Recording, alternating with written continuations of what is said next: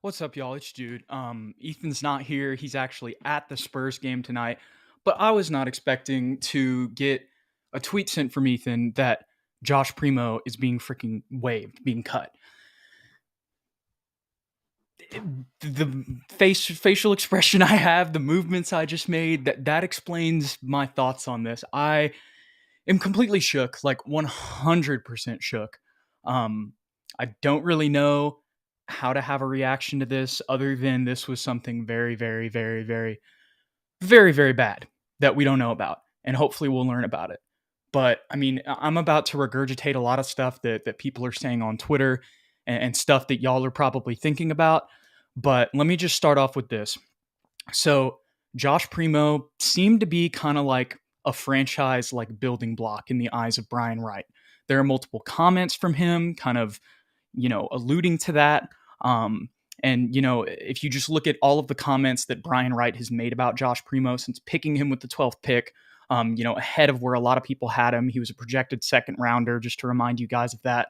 And when you consider the context of all that, that just makes this even crazier, right?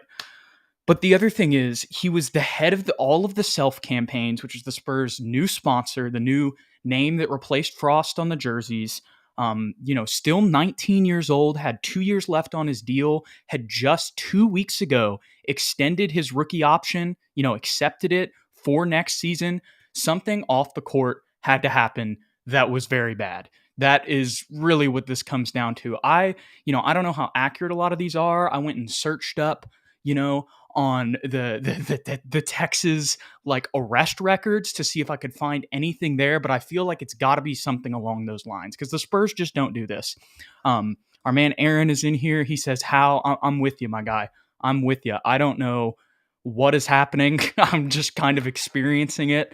But let me go to Twitter. I want to go to a Mark J. Spears tweet um, because I feel like he kind of summed it all up in the best way possible, at least from my perspective.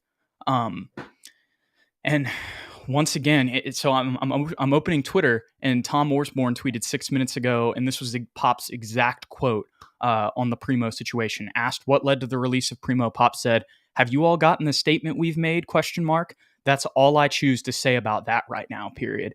We are just going to stick with what we told you all." Like, if that isn't even more mysterious, like the situation is already crazy, and then Pop saying stuff like that, nuts. Absolutely nuts, dude. I'm sure some of you guys are commenting, but I want to get to this Mark J. Spears tweet, just before we continue, because once again, I really feel like it just sums it up perfectly. So here's what our man, senior NBA writer, just said. So he retweeted Bobby Marks, and I'll just read this too. It was just 2 weeks ago that the San Antonio Spurs exercised their third year, 23 to 24, team option for Josh Primo. He is under contract for $4.1 million and $4.3 million. He's eligible to be claimed with room or an exception, but a team will have to do its due diligence on why the 19-year-old was waived. Here's what Mark J. Spears said 29 minutes ago that I really wanted to say here. Josh Primo is a great young talent. Scores easy. Just 19 years old. Spurs had been developing this kid. The small market Spurs don't just drop a player like that unless something detrimental happened off the court. I'm going to reread that sentence. The small market Spurs don't just drop a player like that, and they haven't in the past 20 years over Pops, like unless it's like a Wieskamp or something. Like, but a player like this, they don't just. I don't think that's happened over the past 20 years. Y'all can correct me if I'm wrong in the comments, but the small market Spurs don't just drop a player like that unless something detrimental happened off the court. Not sure what. Coach Pop declined to comment. Very odd situation. And I think that sums it up. I mean, and Aaron, you bring up another great point. Wonder why we waived him over Langford. And it's not even just like, it's obviously like the Spurs weren't planning. I don't think it was like, oh, we're going to choose between cutting Primo and Langford. I think that's just an example. Like Romeo survived this. Romeo Langford is still on the team. Like, he's going to take his minutes. Like, I just can't believe it. I can't believe it. I see some other ones in here that y'all have joined. Y'all can leave some comments with your thoughts as well. I'll probably just keep talking about this craziness up until tip off. I mean, what a game for Ethan to choose to go to. And he was like, I'm waiting for Chance. I mean, I feel like there's got to be a story from some NBA insider that's going to come out about this, because this is a crazy story. Once again, like Mark J. Spears said, this is not something the Spurs do. And, there's really, I could sit here and speculate like everybody else, but I really feel like this definitely has to do with the fact that something off the court happened that was bad. It might be legal. One of my friends, mentioned maybe it's some, along the lines of some Miles Bridges type stuff. Maybe not to that same extreme, but I feel like it's got to be something like that. Our man Foo Filter says, has had to be something bad, to be honest. Noah Perez, you've got the right thing. We need TMZ Sports on this right now. We need it right now. Or Batman. I'm with you. I am with you. Okay, so Mocha brings up a good point. Wesley being brought up from the G League. Same thing with Malachi Branham. You do wonder if that ties in a little bit, but I still feel like this is just a game that's in San Antonio where they're going to bring them up. This remains to be seen, but I feel like they're just going to bring them up and then they're going to go straight back to Austin. But maybe not with this signing. I mean, this is just crazy. I'm repeating myself a lot here, guys, but I'm sure you guys get it because this is just absolutely nuts. The 12th pick a year ago. I've already said this, but the head of the self campaigns, when I drive through San Marcos every day, it's not even just in San Antonio where they're promoting him. They were promoting him like, in another town, like almost an hour up the road. Just absolutely nuts. Mansley says, definitely off the court. He's too talented and too marketable. The last person you really would have expected it from. Now, I know he has like that confidence, but like still, like every time you'd heard him talk, he seemed like super humble. Yes, he had a mindset and he believed in himself. I know I just said confidence and humble, and that kind of contradicts each other, but I think you guys get what I'm saying. It wasn't like, he was a super like braggadocious guy, so just absolutely shook. Absolutely shook. This is going to be very interesting to see how this plays out. And this story is definitely something that we'll continue to follow over the rest of this season.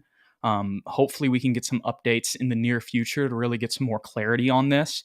I think it's going to be really interesting to see if any team picks him up or claims him off waivers.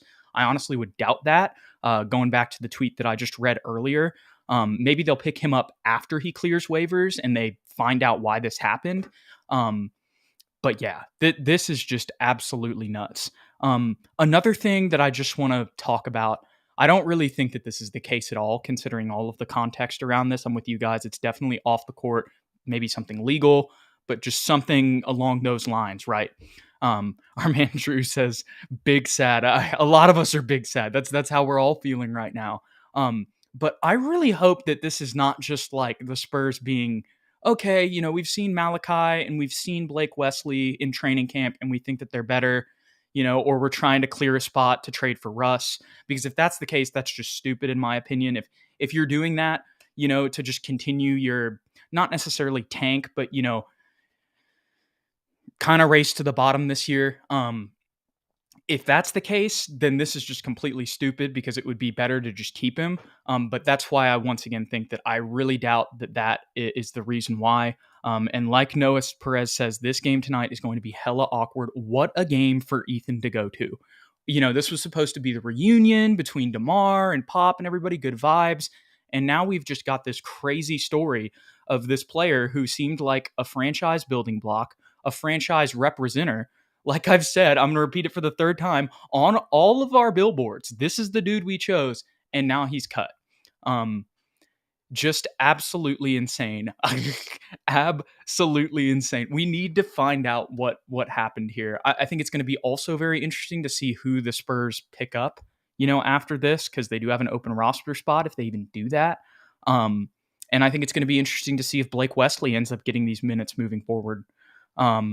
Because I mean, are we? I mean, maybe Jay Rich had 10 assists, so I mean, you can play Jay Rich as the backup point if you want, but like, depending on injuries, like Jay Rich is going to have to start tonight. So like, are we going to play Romeo there? Like, I feel like at that point we'd rather play Blake Wesley.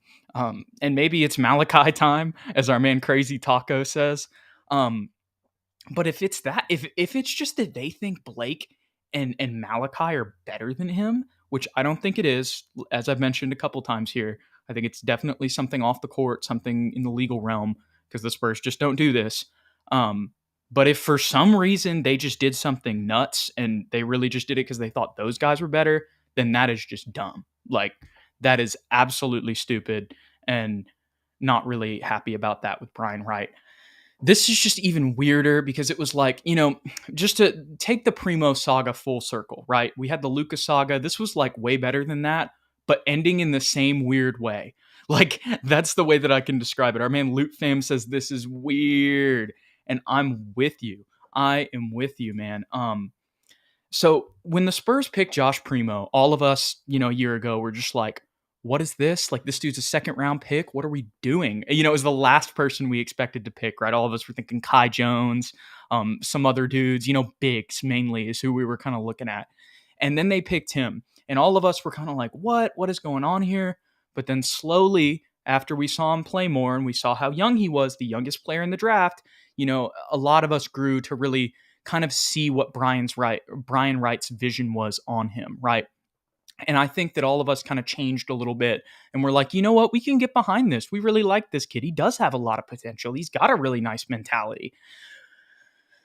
And now here we are, did kind of struggle in summer league, played a lot in Austin, had some turnover issues, but coming into this year was going to be the backup facilitator mainly. At times Jay Rich would take it up the court, like I mentioned, but he was kind of that main playmaker off the bench. It was going to be his role this year. And now he's gone, just out of nowhere, cut, waived, no explanation. Pop won't talk about it. They're like, you saw the press release. That's what we're going to say about it. That's all we'll say about that right now. I'm not even trying to mock Pop. That tells me it is very, very, very stinky, very, very, very fishy. And it is just crazy overall. Because, here's another one. Loot Fam, you bring up another great point. Wouldn't you trade someone this young in potential rather than waive them? Has to be some real trouble. You said it perfect, my man, because that's the thing. Like, if it really wasn't that bad and it was just something the Spurs didn't want in their culture, they'd trade him because they could get good value out of him. And yeah, so when you just cut him, something had to have happened. And if this doesn't get out, then the Spurs are like the most best secretive franchise in like the past 2 decades or ever. Because once again, this is just absolutely crazy. But I feel like we have to get a story on this because of how crazy it is and how much attention it's getting from the national media right now. I mean, like our ML Miles one says, shocked. Exquelli says, wow, just disappointed. And Aaron L says, best case scenario is a trade with the Lakers to get Lonnie back. I'm crying. Right now, you actually might want Lonnie. Oh, my Lord. Oh, my gosh. M-Easy says, it's a joke that Pop and the Spurs are not explaining what the hell happened. They're lucky they're in a small market. Yeah, I mean, unless this comes out in the next couple days, because I understand like sometimes there's some PR stuff you got to do, but this is just way too shocking to not have some sort of explanation within the next couple days. If we don't get something, then what you said, and I mean, still, right now tonight, it's like it kind of is a joke that they're not explaining it because this is really weird. But I understand sometimes with businesses and like I said, with PR stuff, sometimes you have to just keep things under wraps for a little bit. But if we don't get something in the next couple days or within the next week on this, that's just going to make it even stinkier than it already is. Just absolutely wild. Exquelli, I'm sorry it's your birthday today. That really sucks. I hope we can get a win for you tonight, or the Spurs can, so that we can at least make this a little bit better. Loco323 Fool says, Lakers need help. Can they get him? Yeah, they can pick him up off waivers, but I'm sure a lot of teams, like I mentioned with the Mark J. Spears thing, or actually, no, it was Bobby Marks. He says he is eligible to be claimed with room or an exception, but a team will have to do its due diligence on why the 19-year-old was waived. Because once again, this is just crazy weird. And M-Easy makes a good point. He's saying if they're in a bigger market, that wouldn't fly. You're right. He would get pressed more by the media. So that does give the Spurs a little bit of leeway and leverage here because we're in San Antonio. which once again just makes it all more crazier. We've got to put our tinfoil conspiracy hats on because this is nuts. Um, this is going to be interesting too. If Primo might be the one to speak up, especially if he's not happy. I don't, that could be a possibility. There's so many crazy possibilities. And like Crazy Taco says, somebody else said this earlier in the comments, but where is TMZ when you need them? They better be working right now, man. They better be working hard. Oh my gosh, y'all. Well, I've just ranted for about 15 minutes on that. We got 40 y'all in here. I'm sure you guys are all feeling the same way that I am. Um, Anything that happens at the game tonight that is weird, Ethan is going to report back to us. I may go live after the game. I may not. I think I'll probably just kind of chill with this one since Ethan's out of town and just kind of try to enjoy it after this crazy news. But yeah, it is very, very, very interesting, and we will be following this story and trying to update you guys as soon as we all learn something, because we're all just kind of sitting back like, what? 12th pick, first round pick, just cut out of nowhere. Wasn't playing bad. Development was going well. Has to be something off the court. And it has to be something pretty crazy. So whenever we get the story, we'll be back live telling you guys about it. For now, if you guys enjoyed this, go ahead and don't forget to like and subscribe to the channel. We're going to be here for all Spurs content whenever you need it. And then also, if you want to stay up to date with all this stuff, we posted our reactions whenever we first saw this. Follow us on Twitter at SSPN on YT. That's streaming live, or this is streaming live on there as well. At Jude McLaren and at Ethan_Quintero. So yeah, just crazy. Noah Perez says somebody cursed us. Somebody cursed us. Luca Tees, I think you might have just got in here. Had to be something off the court. I'm 100% with you. And I will say this. I'll do one more comment because ML Miles says Noah Perez. It was Kawhi. If Kawhi had any involvement in this, then we could never escape him. Anyways, y'all, I appreciate you guys. I hope we get some clarity on this soon because once again, this is just absolutely nuts. So I'll see y'all soon. Hope you guys enjoy the game tonight, and we'll be back when Ethan's back with a very interesting conversation for y'all. So thanks for checking out SSPN, and we'll catch you on the next one.